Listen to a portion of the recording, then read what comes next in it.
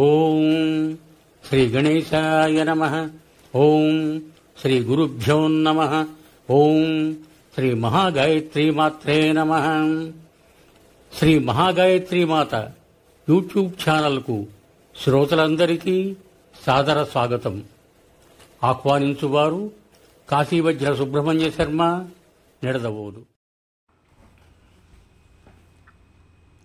శ్రీ నిత్యానంద స్వామి, నెల్లూరు.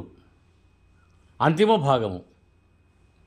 శ్రీ నిత్యానందులకు శ్రీమంతులైన భక్తులు భిక్ష చేసిన, పాదపూజలు చేసిన, సమర్పించే బంగారము, రూకలు శ్రీవారు చేతితో కూడా తాకేవారు కాదు.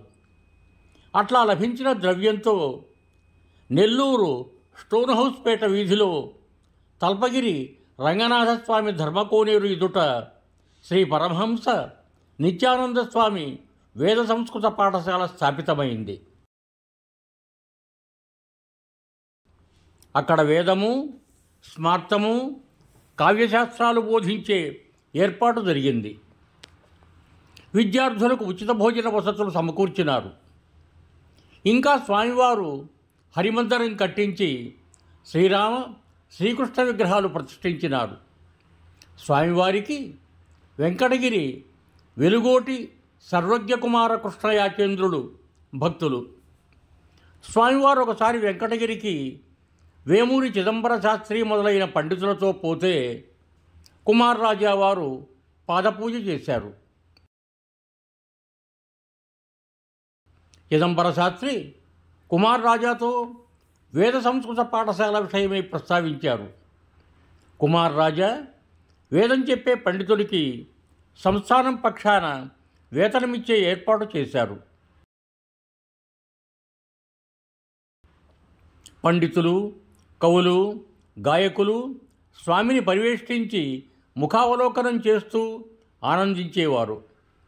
గాయకులు, భజనపరులు తన్మయులై పాడుతుండేవారు. నిత్యానంద భజన కీర్తన పేరుతో అచ్చైనవి స్వామిపై పాడే కీర్తనలే. వేమూరు చిదంబర శాస్త్రి వంటి సంస్కృతాంధ్ర పండితులెందరో స్వామిపై చక్కని శ్లోకాలు, పద్యాలు రచించి పాడేవారు. నిత్యానంద స్వామివారికి శంభో త్రినయన చంద్రచూడ శివశంకర గిరిజాకాంత అంభోజాసన ముఖ్యదేవతానందిత చరణోపాంత అనే శివకీర్తన చాలా ఇష్టం. స్వామివారు తరచుగా ఆ పాట పాడించుకుంటూ బ్రహ్మానందమగ్న మానసులయ్యేవారు.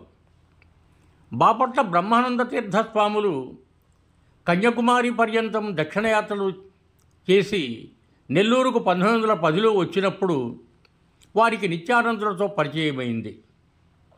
ఆ పరిచయం గౌరవపూర్వక స్నేహంగా మారింది. బ్రహ్మానంద తీర్థులు నిత్యానందులను గొప్ప అనుభవయోగ పురుషులుగా సంభావించి గౌరవించేవారు. ఆ ఇరువురి స్నేహం గుజరాత్లో ప్రకాశానంద స్వామి, పీఠడియా నిత్యానంద స్వామి వాళ్ళ స్నేహాన్ని తలపిస్తుంది.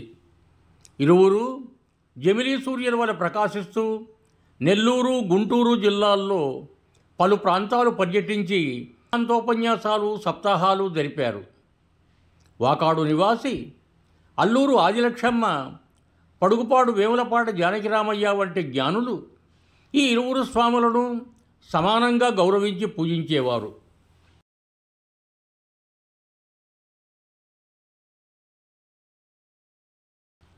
బ్రహ్మానంద తీర్థులు బాపట్లలో దత్త జయంతి ఉత్సవాలు ముగించి 25 మంది శిష్యులతో నెల్లూరుకు వచ్చినప్పుడు మామిడితోపుకు పోయి నిత్యానందులను దర్శించినారు. నిత్యానందులు అనుభవయోగులని, బ్రహ్మానంద భరితులని తీర్థులవారు ఆధ్యాత్మ విద్యలోనూ సంస్కృతంలోనూ గొప్ప పండితులని, సదా బ్రహ్మనిష్ఠులని నిత్యానందుల వారు పరస్పరం సంభావించుకునేవారు. నిత్యానందులు బాపట్లకు పోయినప్పుడు తీర్థస్వాములో వారి ఎడ అత్యంత గౌరవం ప్రదర్శించారు. ఇరువురు ఏకదేశంలో భిక్ష చేసేవారు. ఇరువురిని బాపట్లవాసులు సంగీతంతో ఆనందింపజేశారు. నిత్యానందులు నృసింహలోకంలో నిత్యం పురాణ కాలక్షేపం చేస్తుండగా తీర్థస్వాములు అక్కడికి వచ్చేవారు. నెల్లూరు మహాపండితులు పంచాగ్నుల దక్షిణామూర్తి శాస్త్రి, పిసిపాటి శేషాద్రి శాస్త్రి వంటి వారు ఈ ఇరువురిని సమానంగా గౌరవించి పూజించేవారు. శ్రీవారు భిక్ష కోసం పోయే ఇండ్లకు నృసింహలోకం, సత్యలోకం, బ్రహ్మలోకం, కైలాసం వంటి పేర్లు పెడుతుండేవారు. నిత్యానందులకు తమ జన్మదేశం పంజాబులోనూ చాలామంది శిష్యులు, అభిమానులు ఉన్నారు. వారిలో చాలామంది సైనికోద్యోగులు. ఆ సైనికోద్యోగులు విరామ సమయాల్లో అప్పుడప్పుడు నెల్లూరు వచ్చి స్వామిని దర్శించిపోయేవారు.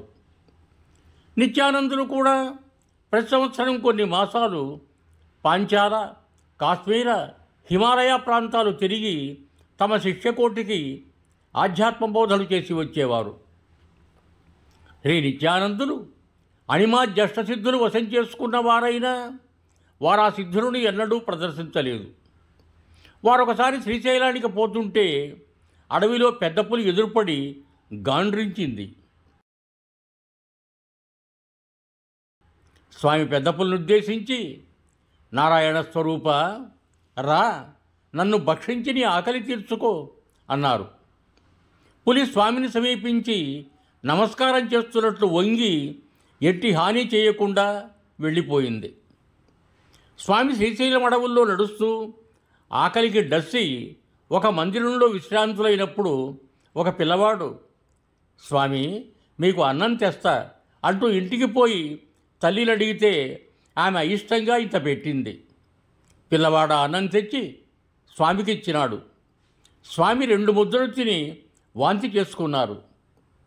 స్వామి ఆ కుర్రవానితో, నాయనా, నీవు భక్తితో తెచ్చినావు, కానీ నీ తల్లి అయిష్టంగా ఇచ్చింది కదా అన్నారు. అందుకు ఆ పిల్లవాడు బాధపడుతుంటే, ఇందులో నీ తప్పేమీ లేదు, భక్తి గలుగు కూడు పట్టడైనను చాలు అన్నారు. స్వామి అర్ధరాత్రి పినాకినీ తీరాన కూర్చుండి ప్రణవం చేసేవారు. ఒకసారి ప్రవాహ వేగానికి నదీ తడం, మట్టిగడ్డలు విరిగిపడుతున్నవి. స్వామి మాత్రం కదలక మెదలక ప్రణవోపాసన చేస్తూనే ఉన్నారు. పక్కనున్న శిష్యులు భయపడ్డారు. అటు ఇటు తటం విరిగి నీళ్లల్లో పడిపోయినా స్వామి కూర్చున్న చోటు భద్రంగానే ఉన్నది. నిత్యానందులు పడుకునే చెక్కపెట్టెపై ఒక మహాసర్పం పడగ విప్పి కావలి కాసేది.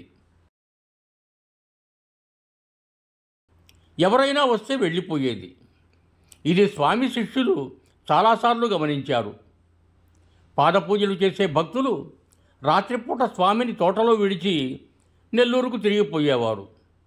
ఒకనాడొక భక్తుడు తిరిగిపోక స్వామి పడుకున్న చెక్కపెట్టెకు కొద్ది దూరంలో పడుకున్నాడు. అర్ధరాత్రి అతనికి వీణానాదము, ఎవరో మాట్లాడుతున్న సవ్వడి వినపడింది. అతడు పెట్టెవైపు తిరిగి చూస్తే అది తేజోమయమైంది. దేవర్షులు అదృశ్యులైనారు.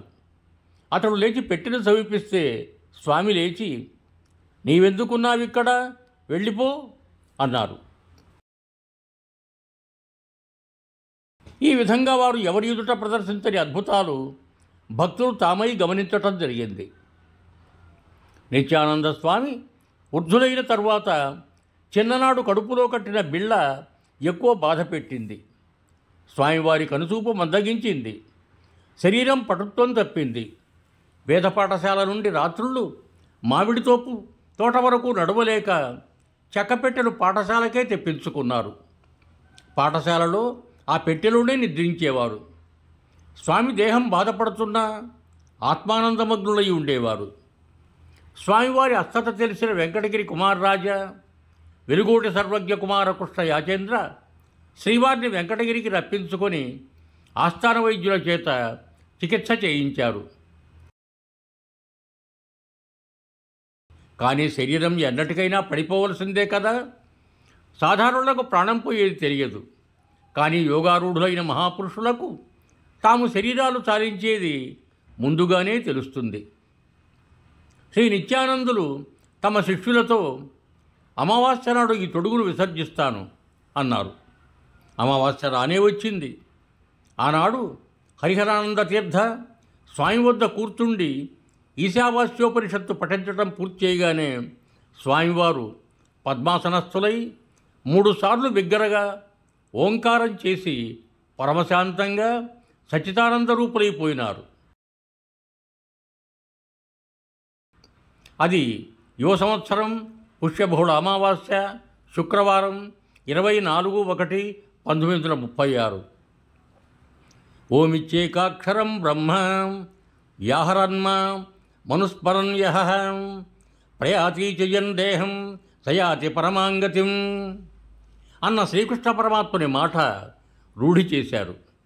శ్రీ నిత్యానందుడు దేహం తాలించిన వార్త వెంకటగిరి వాసులుడే కాదు, భారతదేశం నలుమూలల్లా స్వామివారిని ఎరిగిన వారందరినీ దుఃఖ సముద్రంలో ఉంచింది. భక్తులు శిష్యులు స్వామివారి శరీరానికి స్నానం చేయించి అలంకరించి విధి విధానోక్తంగా ఆనాడే వెంకటగిరిలో పారే కైవల్య నది తూర్పు తీరాన సమాధి చేశారు. శ్రీవారిని గూర్చి నిత్యానంద భజన కీర్తనలు, నిత్యానంద పరమగురు ధ్యానము, నిత్యానంద పంచరత్నములు, శ్రీమన్ నిత్యానంద యతీశ్వరస్తవం పేరుతో ఉన్న పెక్కు కృతులు వారి శిష్యులు భక్తులు ఇప్పటికీ పాడుతున్నారు. ఏటేటా ఆరాధనోత్సవాలు చేస్తూనే ఉన్నారు. సంపూర్ణం యువం భూయాత్ సర్వే జనా సుఖినో భవంతు. ధన్యవాదములు. మీకు నా ఈ వీడియో నచ్చినట్టయితే దయచేసి ఒక లైక్ కొట్టి నా ఛానల్ను సబ్స్క్రైబ్ చేయ ప్రార్థన. మీ బంధుమిత్రులకు కూడా నా ఈ వీడియోలను షేర్ చేయండి. మరొక్క మారు ధన్యవాదములతో భవదీయుడు కాశీవజ్ర సుబ్రహ్మణ్య శర్మ, నిడదవోలు, తూర్పుగోదావరి జిల్లా.